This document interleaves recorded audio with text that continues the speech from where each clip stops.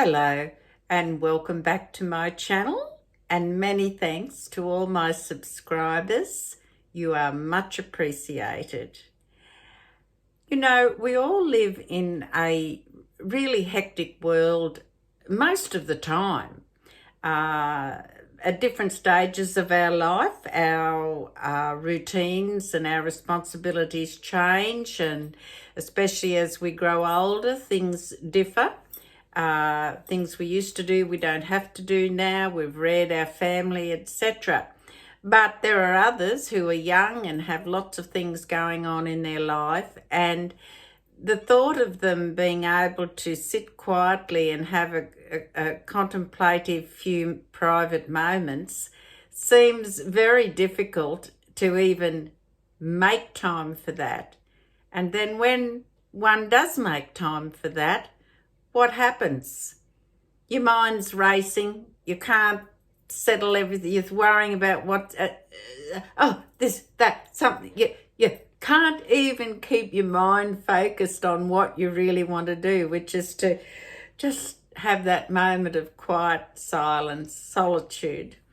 So I thought it was important to talk about this because I have lived through that too. We've all had our busy lives, and you just have a bit of peace and quiet, and finding time to pray can actually become a real sticking point. I'll say my prayers later, or I'll have quiet time with Hashem later. Or God knows I'm busy, and we go on and we go on, and then it doesn't happen. We don't have that quiet time. So we really do need to put ourselves in that state of stillness within. And how do we go about that? Well, I'm going to talk a little bit about it. And just recently I had a question from someone who said, I think it was since the live prayer sessions have been in, how do you actually get yourself in a state of where you can have quiet time and pray? So I thought this is a very troublesome thing for a lot of people, whether it's their daily routines, responsibilities, etc. To say, look, you need to go within, have a state of stillness within, quietness within. It's not something we're taught how to do. It's something we have to learn.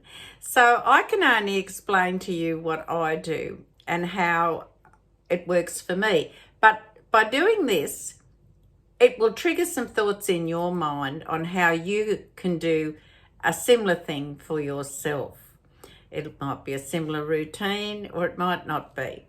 So I'm just going to give you a framework that may help you in this whirlwind of daily activities, this constant state of motion that we're thrown into.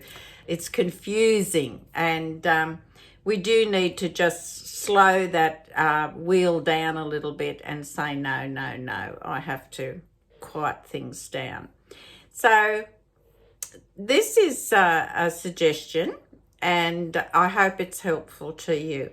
So really, we have to create this state of stillness within, and try to do it on a daily basis, because the more you do it, and more regular it becomes as part of your daily routine, the easier it becomes, and the quicker you get into that state of that stillness within.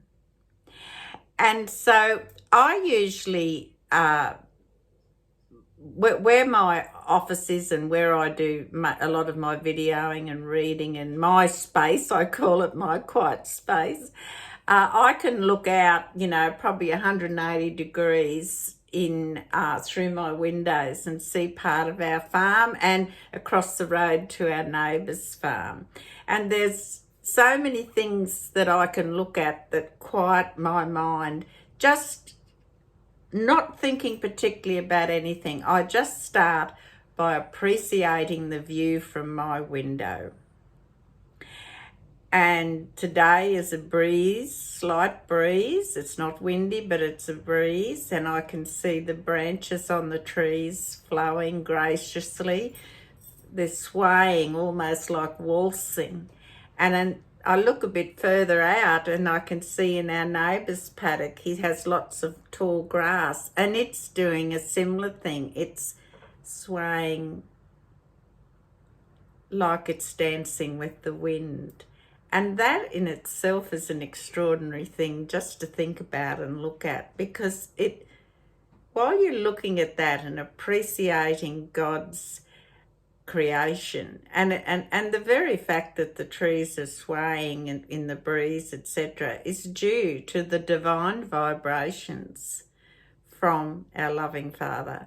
So we know that every blade of grass out there is in existence because of God. So that in itself creates a whole magnitude of wondrous comfort and thought. And then I look up further across and I see his cattle. They're waiting for their daily feed. And then up further, his house is on a hill and he has some beautiful different coloured, the foliage on the trees are different colours depending on the season. And so there's a real panorama of just look at this stillness, this perfection, this, the cloud, the sky's blue today, but it has puffy, lovely white clouds moving, and just seeing this and even talking about it to you, I just have forgotten all that busy nonsense that we let come into our heads at times when it's really not that important. And so just doing that has sort of emptied me of any extraneous activity or thought. I feel very comfortable just sitting here now, and I have created that state of stillness, contentment. I'm just in the moment. I'm just enjoying the breeze going through the trees, enjoying the view. And normally I wouldn't be speaking. I would just be listening to my thoughts, or not even listening to them, maybe just resting the brain of any extraneous things. And so that is how I prepare for my private times with Hashem, my God, my only God. And I just am able then to concentrate on what I want to say to Hashem, tell him things I might regret that I've done, or ask his advice, sit silently and wait for, just wait and absorb those divine vibrations.